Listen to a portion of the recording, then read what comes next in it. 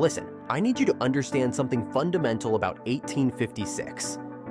It was a time when being born during a lightning storm was considered a proper career move. Baby Nikola Tesla shot into existence during what I can only assume was nature's attempt at interpretive dance. His mother, who, by the way, invented kitchen appliances in her spare time because apparently that's just what Tesla women did, looked at the midwife, who was having an absolute crisis about dark omens, and said with absolute certainty, "Nah, he's gonna be brilliant."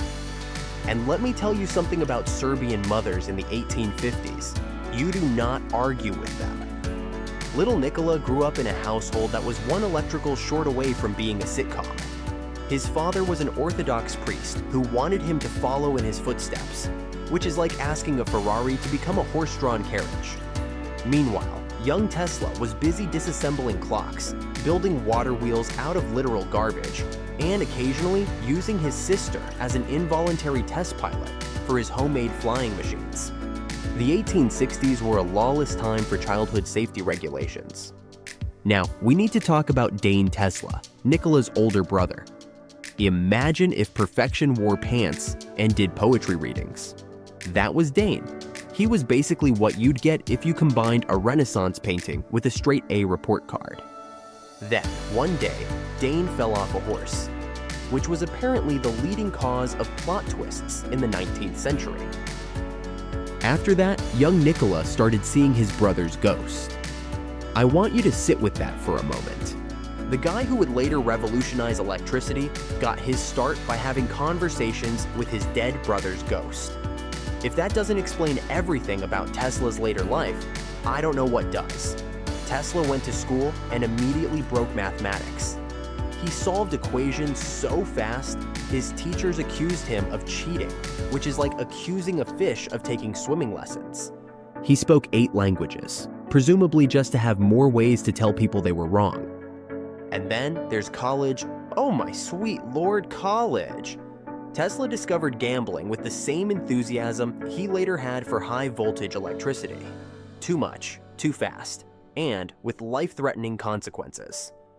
He lost his entire tuition playing cards, tried to win it back by swimming, nearly drowned, and then became a professional ditch digger. This is what we call in the biography business a character-building moment.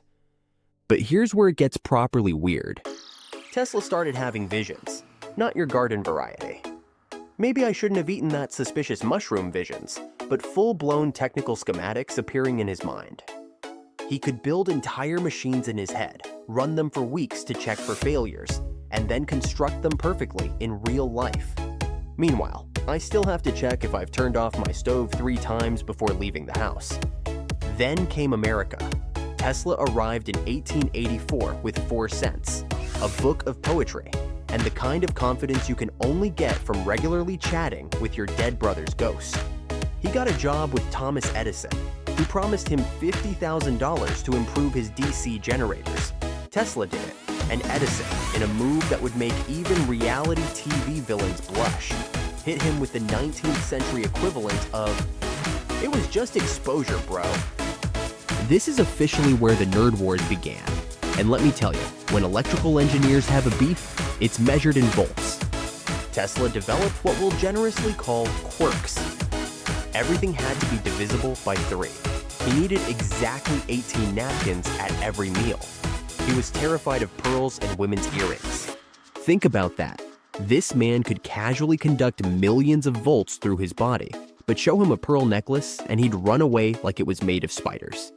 He lived exclusively in hotel rooms divisible by 3, which I assume made booking accommodations an absolute nightmare. "Sorry, sir, room 327 is taken." "Then I shall sleep in the lobby." The 1893 World's Fair was Tesla's rock star moment. He was shooting lightning from his hands like a Victorian Emperor Palpatine, making light bulbs float in midair, and generally making Edison look like a guy with a fancy candle collection. Money started pouring in, and Tesla, in what I can only describe as the biggest financial facepalm in history, tore up a contract worth billions because it might have inconvenienced his friend Westinghouse. Somewhere, an accountant felt their soul physically leave their body. And then, the pigeons. Oh, sweet merciful universe. The pigeons. Tesla fell in love with a white pigeon with glowing eyes. Not in a "this bird is neat" way, but in a "this is my soulmate" way. Somewhere in the universe, an actual human woman sighed in defeat. He spent thousands of dollars having injured pigeons delivered to his hotel room for medical treatment. Imagine being the hotel staff. "Mr. Tesla, your, date is here. She's in a cardboard box and needs her wing bandaged." Let's rapid fire through some inventions. Radio? Tesla. Remote control? Tesla. Wireless electricity? Tesla. A death beam that could split the earth in half? Also Tesla. And possibly why the FBI went through his stuff, like teenagers raiding a refrigerator after he died. He built an earthquake machine that nearly destroyed his own laboratory, and only stopped it by taking a sledgehammer to it, which is both the most and least scientific solution to any problem ever documented. In his later years, Tesla claimed he was receiving signals from Mars, developed a theory about gravity that involved thinking really hard about it, and announced he had invented a thought camera. The US government, naturally, responded by filing this under "not our problem" until the space race. He also slept 2 hours a night. That alone explains literally everything I just told you. He died in January 1943 in room 3327 of the New Yorker Hotel, leaving behind 300 patents, $0, and probably the world's most confused pigeon population. The FBI swooped in to collect his papers, presumably looking for that death beam design, but mostly found letters to pigeons, which I desperately hope are preserved in a government vault somewhere. And here's the kicker.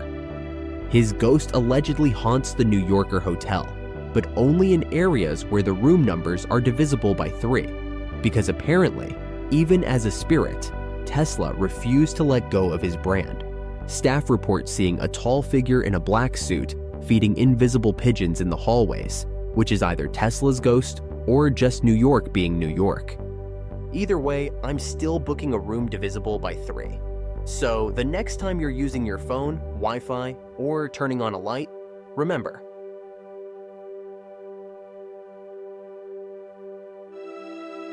just remember, every single absolutely bonkers detail in this story is completely true. Even the pigeon romance. Especially the pigeon romance. Now, if you'll excuse me, I need to go make sure my hotel room number is divisible by 3, just in case Tesla's ghost is doing quality control checks.